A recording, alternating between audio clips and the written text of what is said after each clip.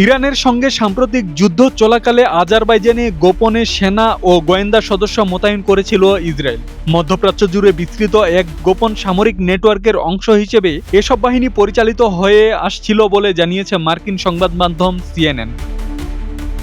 প্রতিবেদনে বলা হয়, ইরানের উত্তর সীমান্ত ঘেঁষা দক্ষিণ আজারবাইজানের কয়েকটি স্থানে ইসরায়েলের বিশেষ বাহিনী ও গোয়েন্দা সদস্যরা অবস্থান নেয়। এই স্থানগুলো ইরানের তাবরিজ শহর থেকে মাত্র ৬০ মাইল দূরে অবস্থিত। যুদ্ধ চলাকালে তারা গোয়েন্দা তথ্য সংগ্রহ, ড্রোন পরিচালনা এবং বিশেষ অভিযান পরিচালনার কাজে যুক্ত ছিল। সূত্রগুলোর দাবি, আজারবাইজানে মোতায়েন করা বাহিনীর মধ্যে ইসরায়েলের বিশেষ অভিযান ইউনিট, এলিট হেলিবোর্ন কমব্যাট ও রেস্কিউ ফোর্স এবং মোসাদের সদস্যরা ছিলেন। প্রথম দিকে জরুরি পরিস্থিতিতে উদ্ধার কার্যক্রম পরিচালনার জন্য পরিকল্পনা করা হলেও পরবর্তীতে এসব অবস্থান গোয়েন্দা ও সামরিক ঘাঁটিতে পরিণত হয়।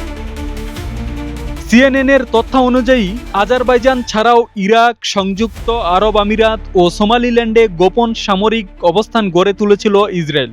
এসব ঘাঁটি ইরানের উত্তর, পশ্চিম ও দক্ষিণ প্রান্তে ইসরায়েলি উপস্থিতি নিশ্চিত করে, যার ফলে দেশটির ভেতরে দূরপাল্লার অভিযান ও ধারাবাহিক হামলা পরিচালনা সহজ হয়। এদিকে ইসরায়েলি বাহিনীর গোপন উপস্থিতি ও বিভিন্ন দেশের ভূখণ্ড ব্যবহারের বিষয়টি মধ্যপ্রাচ্যের চলমান ভূরাজনৈতিক প্রতিদ্বন্দ্বিতা এবং ইরানকে ঘিরে আঞ্চলিক নিরাপত্তা ব্যবস্থার নতুন মাত্রা তুলে ধরেছে বলে মনে করছেন সংশ্লিষ্ট বিশ্লেষকরা।